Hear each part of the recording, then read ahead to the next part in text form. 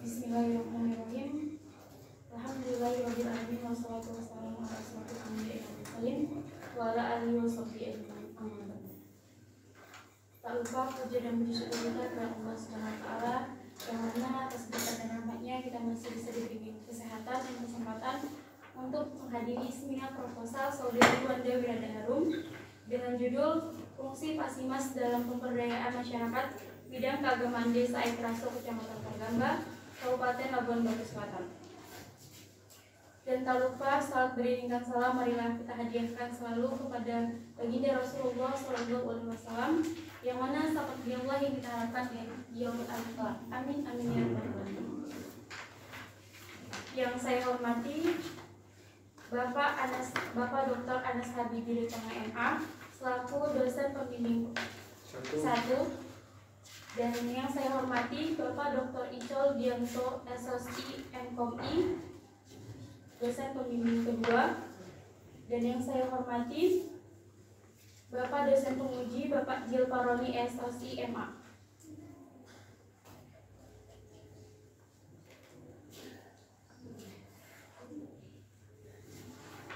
Baiklah, untuk mempersingkat waktu, marilah kita memulai dengan mengucapkan basmalah.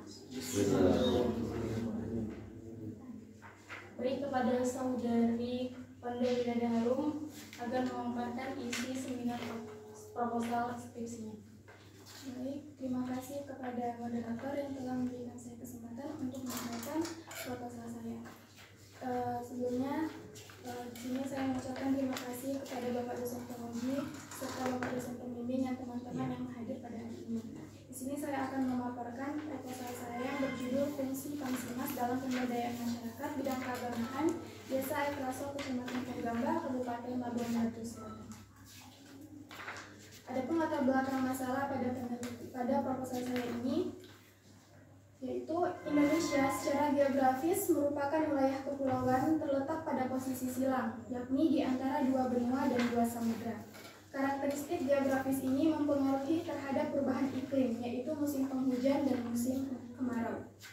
Potensi kekeringan semakin meluas dan meningkat intensitasnya, bahkan berdampak sangat serius terhadap berbagai sektor kehidupan di perdesaan maupun di perkotaan. Apalagi masyarakat perkotaan, sumber-sumber air terbatas dan tingkat kebersihan air sudah ambang diminum. Air merupakan salah satu sumber energi yang ada di muka bumi, yang mana air mengambil peran penting dalam kehidupan makhluk hidup di dunia ini. Seperti dalam firman Allah Subhanahu wa taala dalam Al-Qur'an surah An-Naba ayat 14 sampai 16. A'udzu billahi minasyaitonir rajim.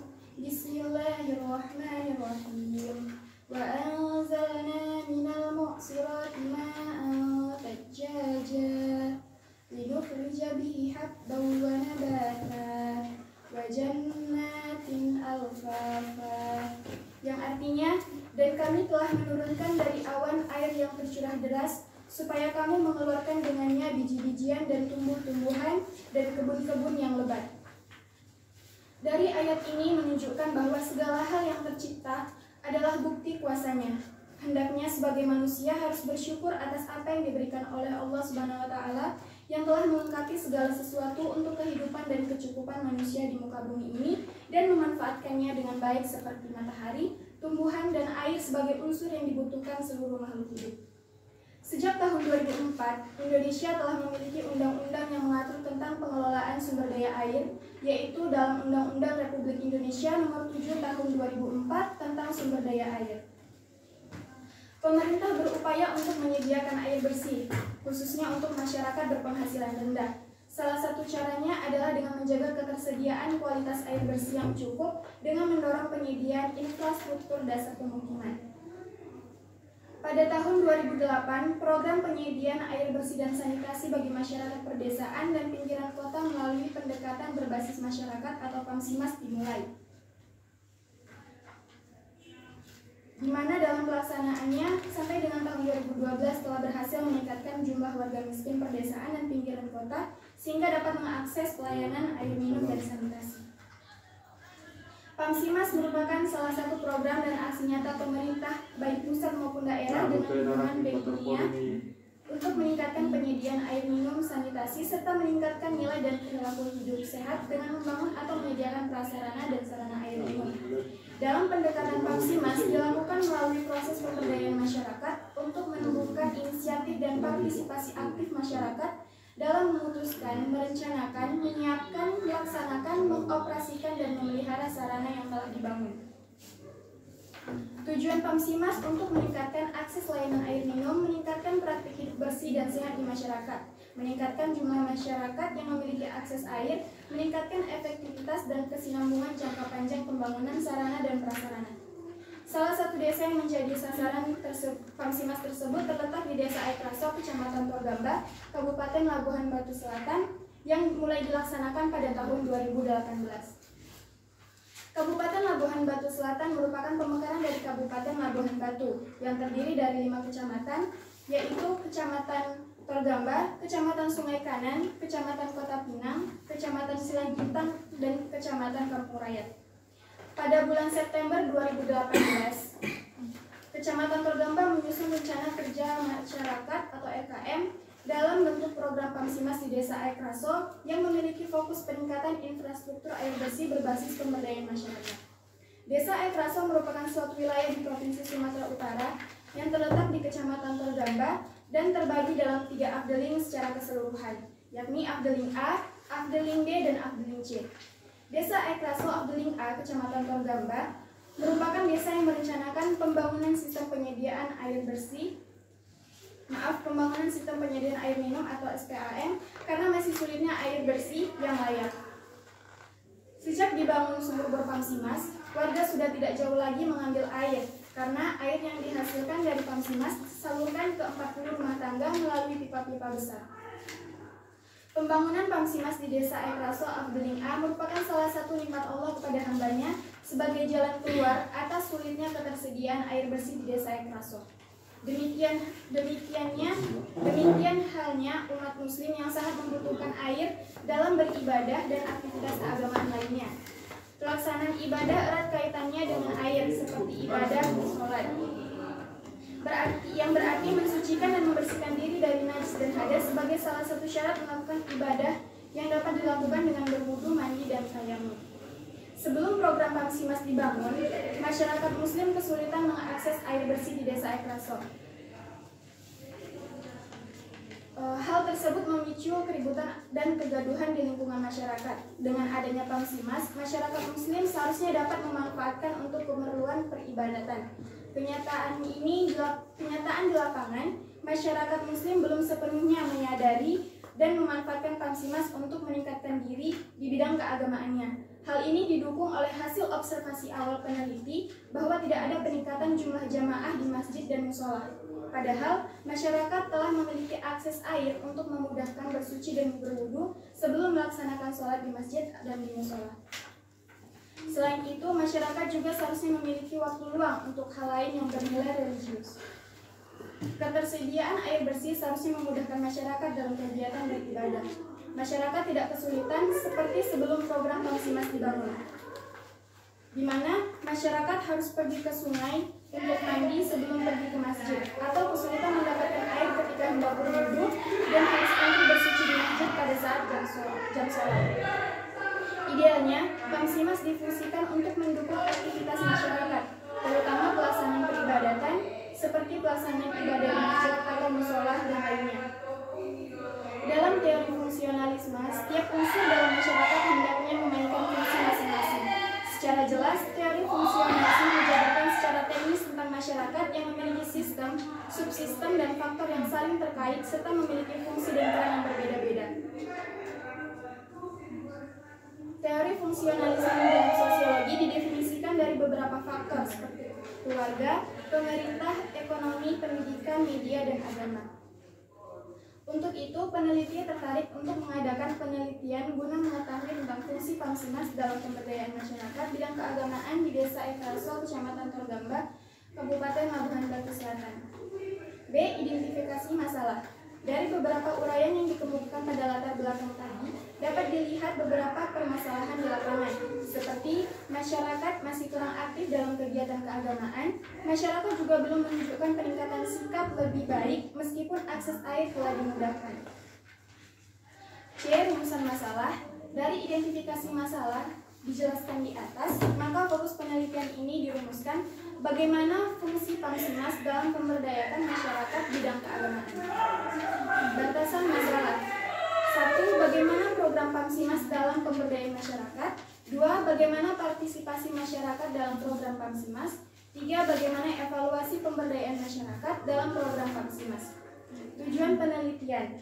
Sesuai dengan permasalahan penelitian dan pertanyaan penelitian, maka tujuan penelitian ini adalah yang pertama untuk mengetahui bagaimana pemberdayaan masyarakat dalam program Pamsimas, yang kedua untuk mengetahui bagaimana partisipasi masyarakat dalam program Pamsimas, dan yang terakhir untuk mengetahui bagaimana evaluasi masyarakat dalam program Pamsimas.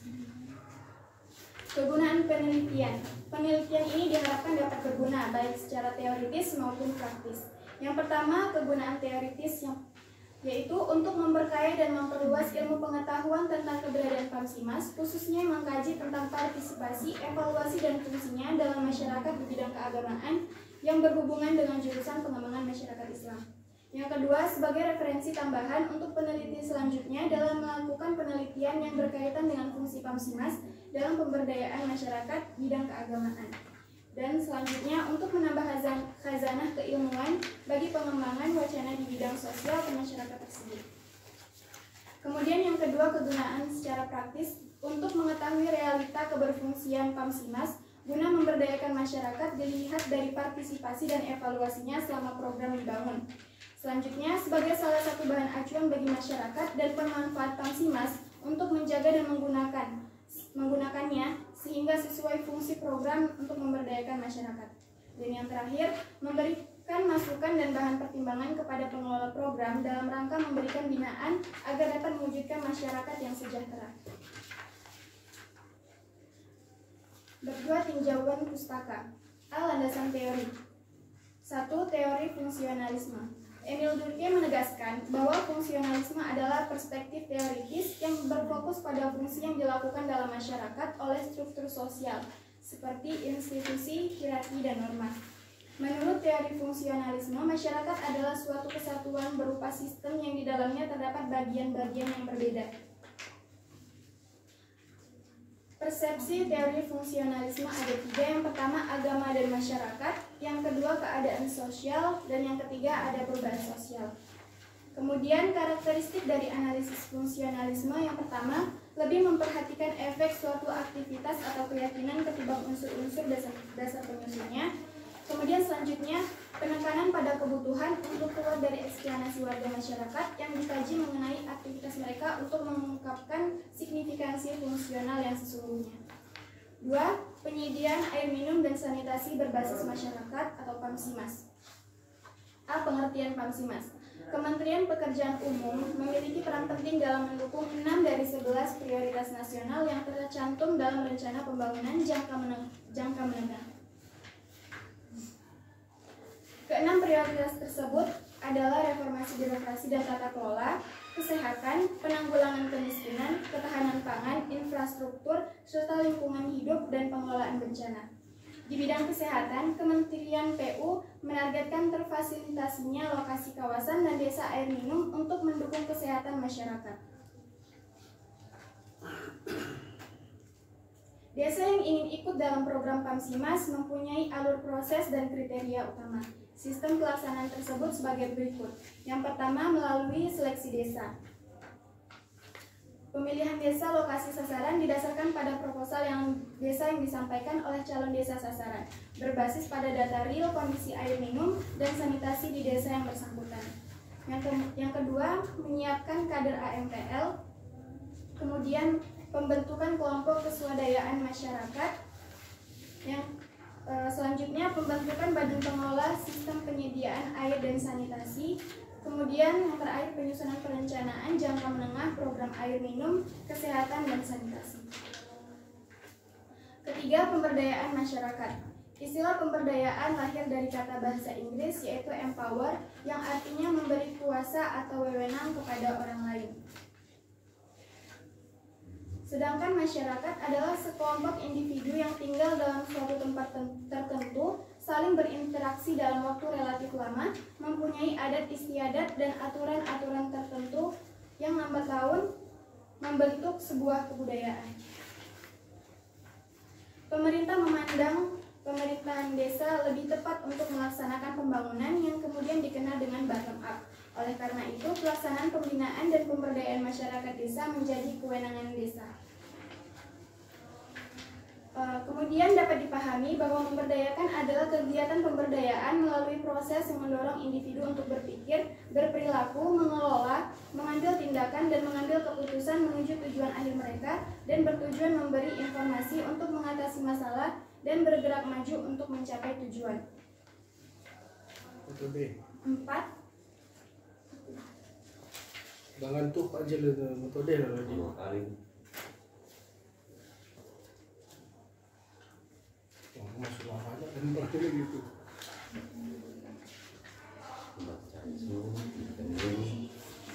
Ketiga, metode penelitian.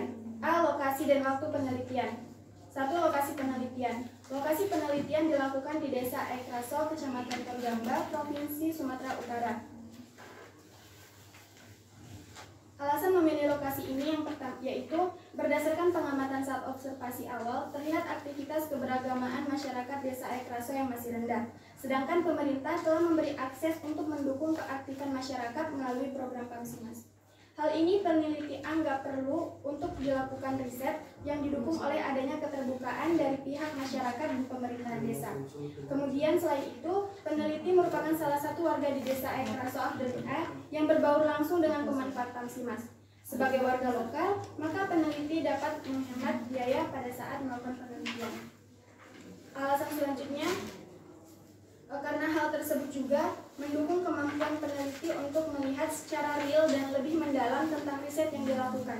Karena peneliti bukan orang asing bagi masyarakat, sehingga masyarakat akan berperilaku secara alami. 2. Waktu penelitian.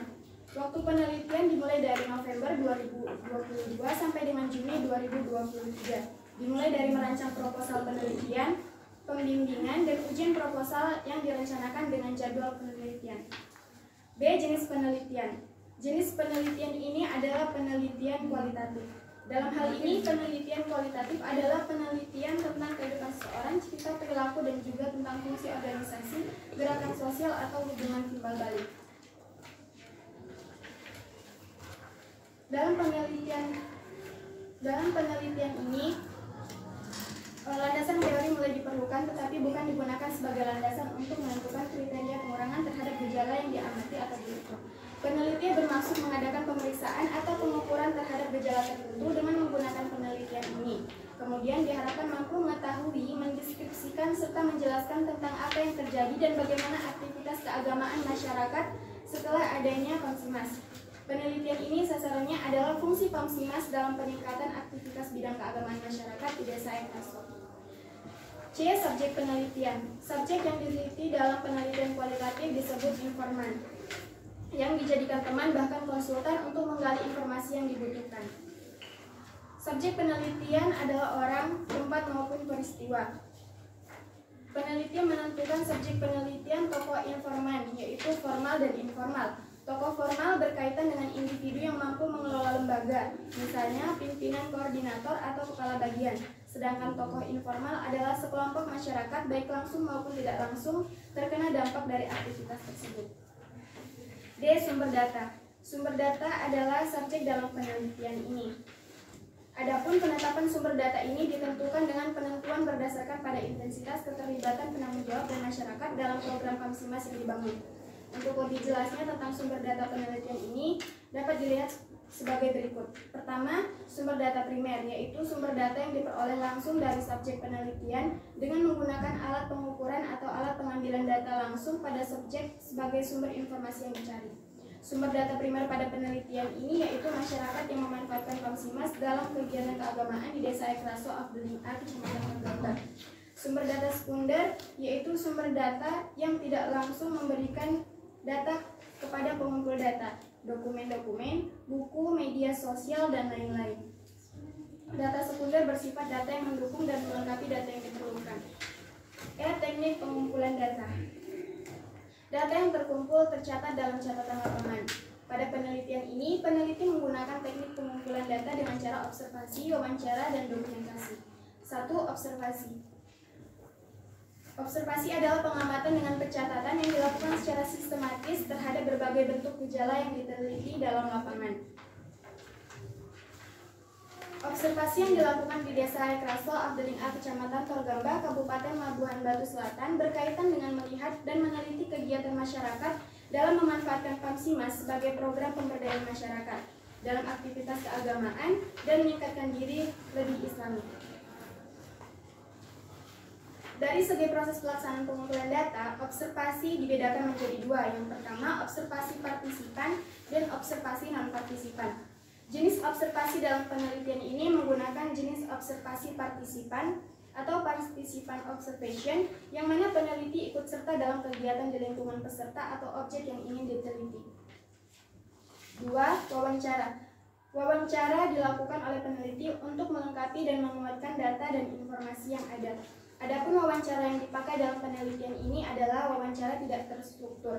Dalam wawancara ini, peneliti menggunakan pedoman wawancara yang hanya memuat garis-garis besar yang akan ditanyakan ketika di lapangan kepada tokoh-tokoh formal dan informal. 3.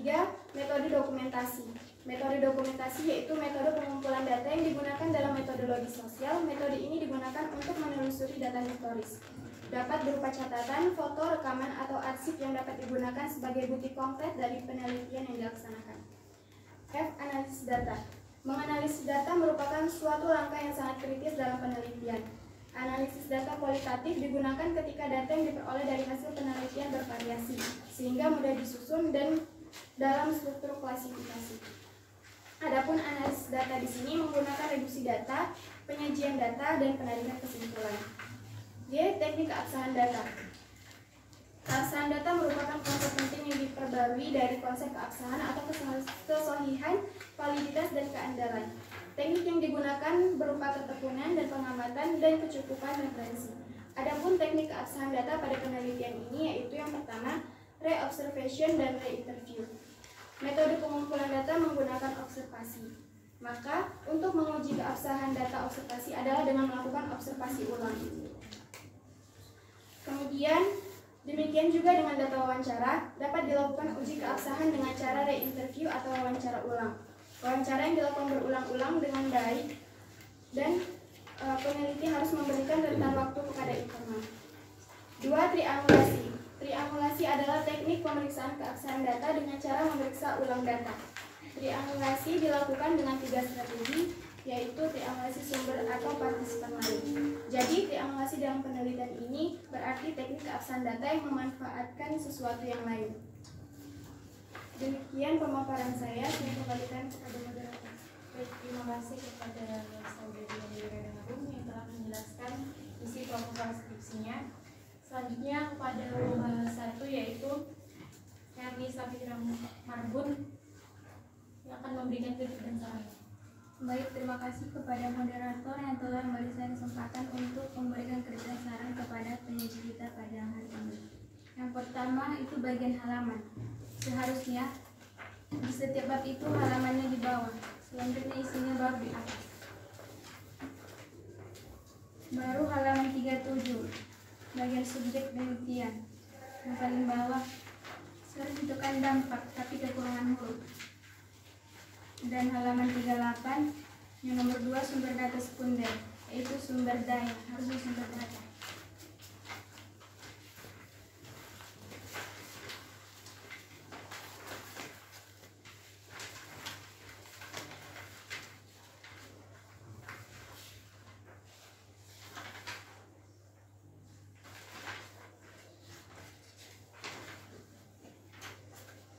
Baru tidak konsisten bagian antara halaman 23 dan halaman 28.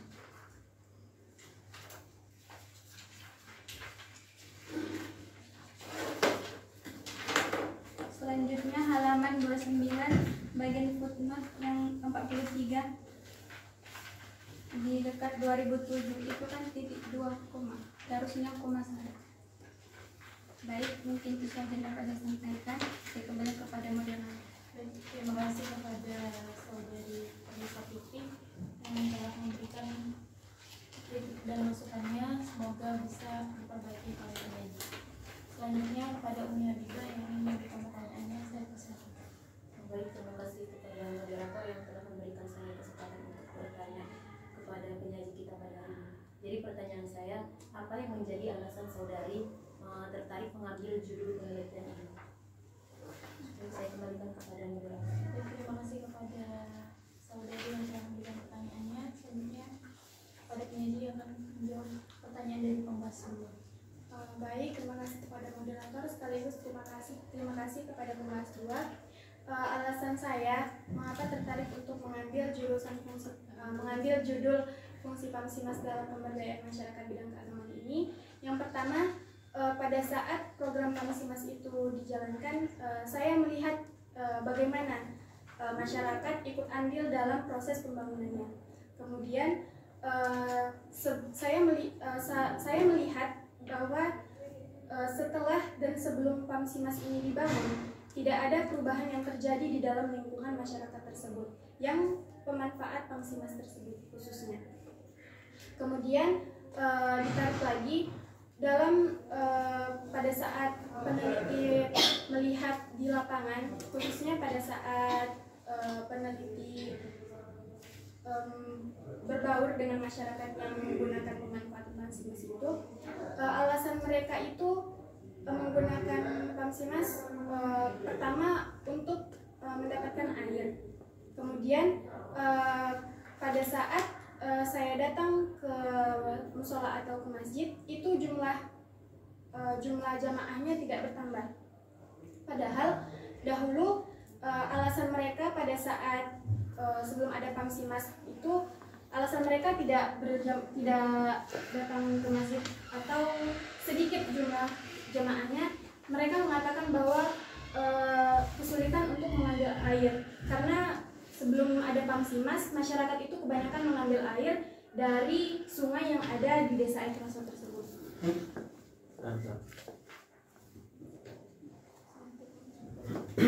Baik, terima kasih kepada penyaji yang telah menjawab pertanyaan dari pembahas 2. Selanjutnya kepada Bapak Penguji, Bapak Jil. Nampak Pak Jil dalamnya kan? Itu yang penting. Nah, benar saya pindah. Kepada Bapak Jil Baroni SSMA agar memberikan kritik dan masukannya pada penyaji. Saya persilahkan dengan siapa. Terima kasih. Assalamualaikum warahmatullahi wabarakatuh. Waalaikumsalam warahmatullahi wabarakatuh. Saya start secara random aja ya. Pertama, koreksian editing dan layout masih banyak permasalahan. Spasi. Yang kedua, mencampurkan footnote dengan body note itu tidak ada kategori mufidih membody note atau footnote. Jelas. Enggak ada moderator.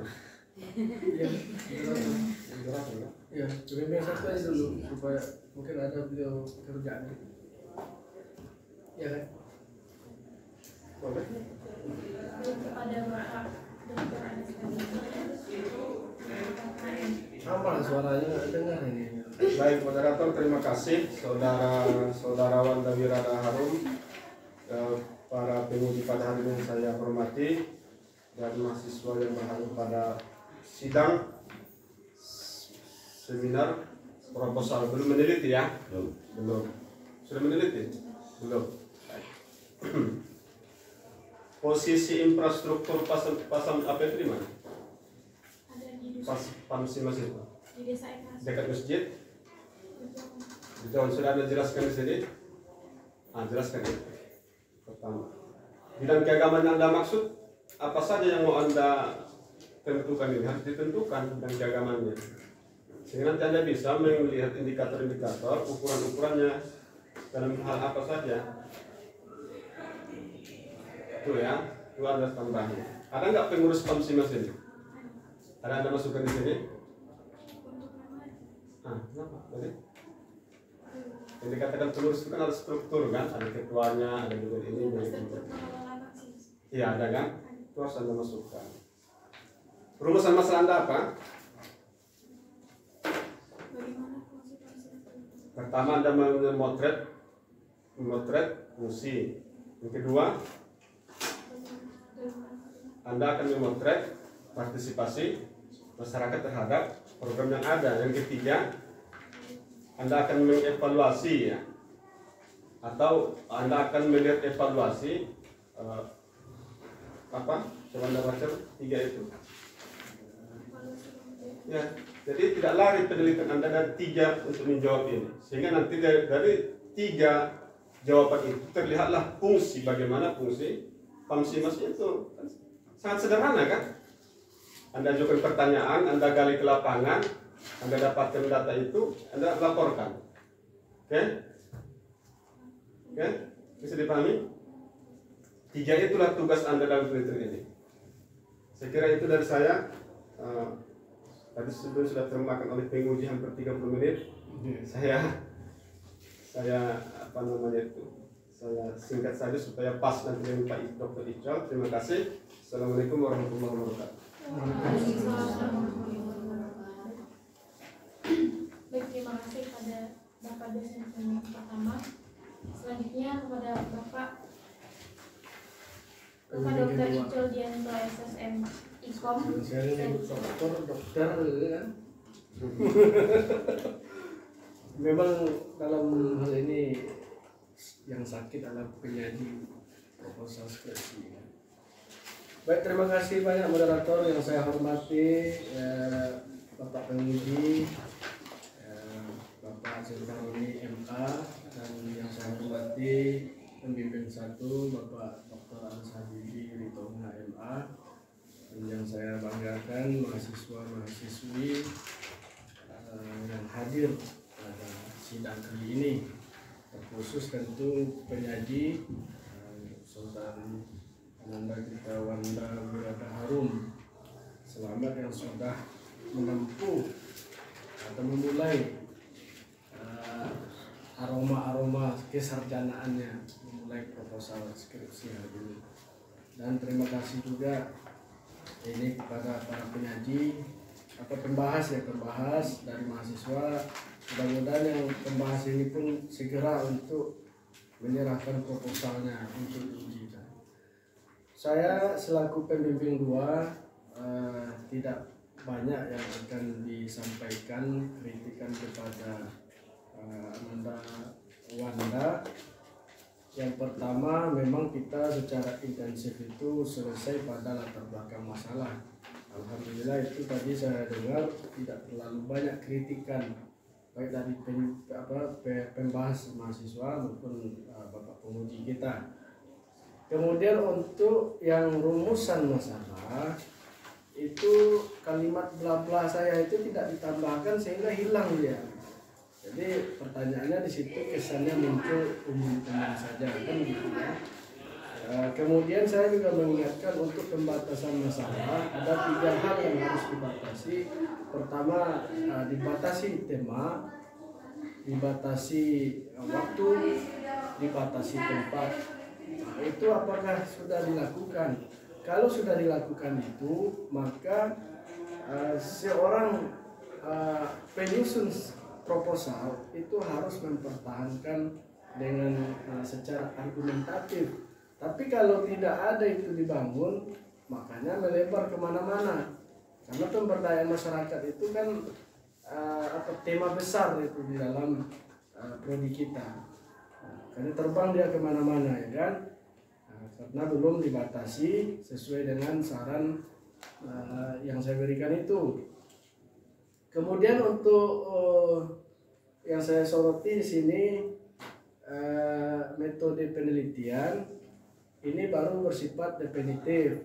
Misalkan kalau kita mengatakan sumber data primer dengan definisi seperti tadi, maka di akhir kalimat itu ditegaskan bahwa sumber data primer saya dalam riset ini adalah siapa saja yang menjadi sumber primer disebutkan di situ, nama dan jabatan apa. Kalau ini berpotensi konflik boleh kita samarkan, tetapi selama bimbingan itu harus dikasih tahu jangan sampai itu fiktif belaka. Itu juga mencakup kepada observasi. Observasi itu sudah harus jelas siapa yang akan diobservasi, lalu apanya yang akan diobservasi.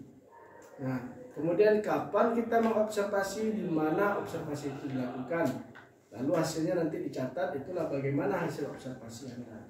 Kan seperti itu. Saya contohkan kemarin itu misalkan peribadatan di masjid. Nah, masalah penggunaan air puskesmas itu berarti yang kita observasi itu adalah aktivitas pemanfaatan air di masjid itu seperti apa, ya kan? Nah, jangan sampai nanti seperti meneliti istri nelayan, maka yang diobservasi istri nelayan, jangan. Itu di mata-matai kita bisa berbahaya gitu ya, salah paham. Nah, itu jadi apa yang diobservasi itu harus jelas. Kalau dia pemanfaatan air, berarti kegiatan-kegiatan yang memanfaatkan air itu, baik di masjid atau di tempat-tempat peribadatan. Demikian juga dengan wawancara, itu harus jelas ya, seperti observasi itu. Kemudian saya menyampaikan kepada pengaji untuk bersemangat untuk melakukan revisi ini, karena ini Pak Pemimpin 1 memang kadang dia muncul, kadang udah hilang pula 2 minggu tanpa ada kabar lagi. Padahal kita terbuka untuk setiap saat dia berkonsultasi gitu. Dan tugas selain dari revisi yang sudah disampaikan oleh penguji dan Bapak Pembimbing 1 tadi, itu yang harus disusun juga adalah pedoman observasi dan wawancara, sehingga jelas nanti setelah turun ke lapangan itu seperti yang saya sampaikan tadi, itu sudah jelas siapa, lalu apanya yang akan diobservasi, dan kapan dan di mananya, itu sudah jelas. Jadi panduan itu jangan asal pertanyaan itu asal muncul saja di dalam pikiran. Yang ditanyakan itu harus dikonsultasikan juga dengan kami, gitu ya. Nah, jadi sekali lagi selamat dan lanjutkan ini penuh semangat. Kami pun yakin para dosen Anda ini cepat bisa diselesaikan dengan baik. Terima kasih, barangkali itu saja yang Bapak saya sampaikan. Saya kembalikan kepada moderator. Baik, terima kasih kepada Bapak yang telah memberikan kritik dan masukannya kepada saudari penyaji.